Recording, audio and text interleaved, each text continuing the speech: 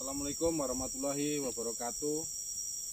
Perkenalkan, nama saya Sunarno dari PT Permata Hijau Khatulistiwa. Kali ini kita akan belajar bersama untuk mengupas kegiatan yang ada di dalam hutan tanaman industri, yaitu tentang merencanakan pemanenan hutan kayu. Ini agak batuk-batuk ini. Mohon maaf. Oke, langsung saja. Mungkin di dalam merencanakan pemanenan hutan kayu, kayu yang ada di HTI. Terus apa sih HTI itu? HTI itu adalah hutan tanaman industri, merupakan hutan yang dikelola oleh kelompok industri kehutanan dengan sistem silvicultura guna meningkatkan potensi dan kualitas hutan untuk memenuhi kebutuhan industri hasil hutan. Nah, ini ada di Peraturan Menteri LHK Republik Indonesia nomor P62 tahun 2019. Nah, terus apa tujuannya? Tujuannya HTI adalah tujuannya itu ada 3 tujuan yang gambaran yang paling besar itu ada 3. Yang pertama adalah menunjang pengembangan industri hasil hutan dan menambah devisa negara, itu yang pertama. Yang kedua, meningkatkan kualitas hutan dan lingkungan. Terus yang ketiga, menyediakan lapangan usaha dan lapangan kerja. Jadi adanya HTI itu untuk menunjang pengembangan industri hasil hutan dan menambah devisa negara. Devisa negara itu yang pertama. Yang kedua, meningkatkan kualitas hutan dan lingkungan. Yang ketiga, untuk sumber daya, ini menyediakan lapangan usaha dan lapangan pekerjaan. Terus apa aja prosesnya itu bagaimana itu? Kalau ini menurut gambaran umum prosesnya itu seperti ini. Nah, pertama itu hutan produksi non proaktif. Ini yang tidak aktif ya. Itu PBPH, itu perizinan berusaha, persiapan lahan, pembibitan. Nah, di perizinan berusaha ini PBPH ini kita dapat yang namanya RKU dan RKT. Nah, setelah PBPH itu ada persiapan lahan. Nah, pembibitan. Ya, pembibitan ini penanaman, perawatan, pemanenan, dan pemasaran. Itu dia rantainya berputar terus. Kalau yang di HTI kegiatannya adalah seperti itu. Nah, untuk dapat memulai kegiatan perencanaan pemanen hutan tanaman industri kayu PAP, kita perlu mempersiapkan dokumen administrasi. Ada beberapa ini ya. Nah, contohnya berupa perizinan RKT, TPK, TPN, registrasi, P3KB, P2LHP, FA, KBK, dan lain-lain. Banyak masih itu. Dan yang B itu SPK, kegiatan pemanenan hutan kayu PAP dilakukan berdasarkan kontrak kerja. Jadi SPK ini kegiatan pemanenan HTI kayu PAP dilakukan berdasarkan kontrak kerja. Terus B, berita acara. Terus HOA, update dan monitor harvesting in progress. Nah, apa sajakah prinsipnya? Prinsip dasarnya atau wewenang dan tanggung jawab pemanenan hutan tanaman industri itu ada 4.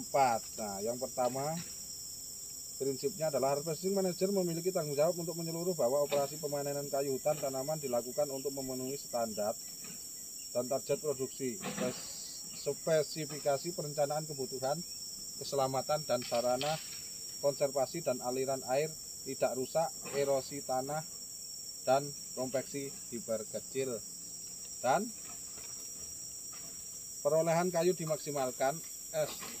Estate harvesting manager juga bertanggung jawab untuk berkomunikasi SOP kepada anggota, yaitu estate harvesting.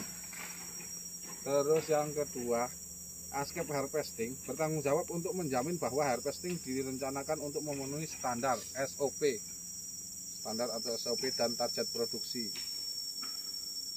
Yang ketiga itu estate planner bertanggung jawab atas penandaan, pembatasan dan penyesuaian kembali terhadap batas-batas kompartemen menurut rencana planning HO, membuat perencanaan mikro yang akan dijalankan untuk memenuhi produksi, sasaran keselamatan dan konservasi. Nah, terus menjamin bahwa area yang dipanen memenuhi kriteria yang ditetapkan pada laporan serah terima kompartemen untuk diserahkan kepada Departemen Plantation. Jadi kalau sudah dipanen, sudah DLC, itu nanti diserahkan ke Plantation untuk dilakukan penanaman kembali. Yang selanjutnya yang keempat adalah asisten harvesting bertanggung jawab menjamin bahwa operasional harvesting mengikuti prosedur. Jadi semua harus mengikuti aturan atau prosedur. Terus kita ke pembahasan selanjutnya, yaitu perencanaan pemanenan atau perencanaan pemanenan ini harvesting plan. Nah, ini ada gambarannya, ini ada 8 poin. Nah, yang pertama kondisi areal, tipe hutan dan sistem kerja. Yang kedua infrastruktur jalan. Infrastruktur itu meliputi jalan kanal, jembatan, TPK, TPN, kantor, dan lain-lain. Rencana yang ketiga rencana areal tebangan sesuai RKT. Nah, ini areal tebangan yang ini sesuai RKT. Kalau belum nggak sesuai dengan RKT nggak boleh, nanti kita kena sanksi. Terus kita harus merencanakan juga berapa jumlahnya tenaga untuk penebangan yang kita butuhkan untuk tenaga untuk tebangan. Dan yang kelima kebutuhan alat ekskavator, sampan besi, senso dan lain-lain itu juga kita harus rencanakan berapa kebutuhannya. Rencana terus BBM juga. Terus perencanaan loading dan kebutuhan armada angkutan itu harus kita rencanakan semua. Terus kita di dalam bekerja di satu kompartemen ini harus yang poin terakhir itu adalah rencana HOA, handover area, untuk selesainya kapan. Nah, itu nanti kita serahkan ke plantation untuk ditanam. Dan selanjutnya kita bahas lagi tentang setelah dilakukan perencanaan dihasilkan. Nah, kalau kita sudah merencanakan, nanti yang kita dapat, yang kita peroleh, yang kita hasilkan adalah yang pertama peta bimbingan petak tebang berdasarkan RKT, yang kedua target produksi, yang ketiga RKB meliputi target produksi, kebutuhan unit, kebutuhan tenaga kerja dan lain-lain. Peta micro planning itu yang terus selanjutnya peta micro planning. Peta micro planning itu biasanya 1:5.000. Nah, itu. Terus kita masuk ke materi selanjutnya, yaitu sistem pemanenan kayu tanaman terdiri dari 3 fase berikut. Yang pertama persiapannya itu apa aja? Nah, itu ada penandaan batas, underbrushing, perencanaan mikro, perbaikan konstruksi jalan. Nah, terus apa saja tahapan mikro?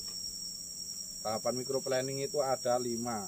Nah, yang pertama persiapan peta kerja skala 1:5.000 atau 1:10.000. Yang kedua pembuatan layout jalan blok jika jalan belum tersedia di lapangan. Kayak kalau belum ada jalan, ya kita pembuatan layout atau jalan blok. Nah, yang nomor 3 pembagian petak tebang atau peeling cap untuk HTI. Yang keempat rencana jalan syarat pada peta. Nah, pada peta itu sudah harus ditentukan jalan syaratnya supaya orang narik, orang mengeluarkan kayu itu enak, terarah dan tidak terjadi pemadatan di tanah dan tidak mengurangi kerusakan. Kalau sudah kita tentukan di mana mengurangi kerusakan tanah. Terus yang kelima penentuan lokasi TPN. Lokasi TPN itu harus sudah kita tentukan juga. Nah, tempatnya yang seperti di video-video sebelumnya itu di tempat datar, terus jauh dari tumpukan kayu itu sekitar 175 atau 150 meter. Sekarang felling atau penebangan, ini yang kedua nih, yang selanjutnya ini. Nah, kita belum lari ke felling, kita masih kegiatan penandaan batas. Nah, kegiatan penandaan batas yang pertama itu ini ada 4. Yang pertama batas peta. Yang kedua batas areal terlarang seperti kawasan konservasi, batas riparian, kawasan hutan lindung lainnya. Yang ketiga batas areal penyangga. Yang keempat pembuatan rencana jalan.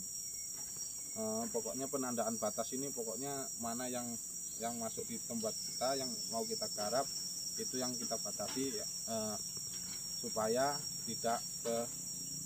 tidak mengenai ke konservasi, ke hutan lindung dan sebagainya. Dan untuk selanjutnya kita ke felling atau penebangan. Nah, penebangan seperti itu yang di ekskavator itu, seperti penebangan itu felling. Felling adalah kegiatan penumbangan pemotongan pohon yang akan dimanfaatkan sebagai hasil produksi. Sistem penebangan yang dipakai adalah tebang habis, yaitu seluruh pohon ditebang habis tanpa memperhatikan bentuk, kualitas, jenis kayu yang tidak dapat diterima oleh mil atau pembeli, kecuali pohon-pohon di lokasi yang menjadi larangan penebangan sesuai peraturan dan perundang-undangan yang berlaku. Wah, seperti itu dihabiskan itu. Semuanya nanti ditebang habis, kecuali memang ada dulu yang waktu pembukaan ada tumbuhan atau kayu yang dilindungi. Nah, yang dilindungi oleh yang tidak boleh ditebang oleh pemerintah, seperti kayu, kalau di sini kayu bangkris, kayu madu, itu nggak boleh. Nah, terus selanjutnya ekstraksi yang kita bahas ini, atau tumpukan pada TPN atau sisi jalan. Nah, yang pertama merencanakan proses penarikan kayu dari lokasi penebangan ke TPN. Hal-hal yang perlu diperhatikan dalam proses extraction: 1. Penyaratan dilakukan dengan sistem penarikan kayu menggunakan ekskavator dengan bantuan ponton darat yang selanjutnya akan ditumpuk di TPN. Jadi dari dalam itu dibawa keluar dengan menggunakan ponton darat. Nah, nanti ponton darat langsung ditaruh ke TPN. Nomor 2-nya, kayu yang ditarik merupakan kayu komersil atau kayu produksi. Jadi yang dikeluarkan seperti ini saudara-saudara, ini yang kayu yang bisa kita jual, yang kita komersilkan. Tapi ini masih ada proses, karena kita di sini jualnya dengan tidak mengikutkan kulit atau dikupas. Ini ada prosesnya, dikupas dulu. Itu seperti yang di sana itu warnanya sudah putih-putih, itu sudah tidak ada kulitnya. Nah, yang dikeluarkan intinya yang dikeluarkan adalah kayu yang dikomersilkan atau kayu yang bisa dijual. Nah, terus apa saja prinsipnya extraction? Prinsipnya extraction itu ada 3. Nah, yang kita bahas sekarang ini apa prinsip extraction? Prinsipnya itu yang pertama itu harus efektif dan efisien. Jadi harus benar-benar diperhitungkan betul supaya tidak mengulang-ulang.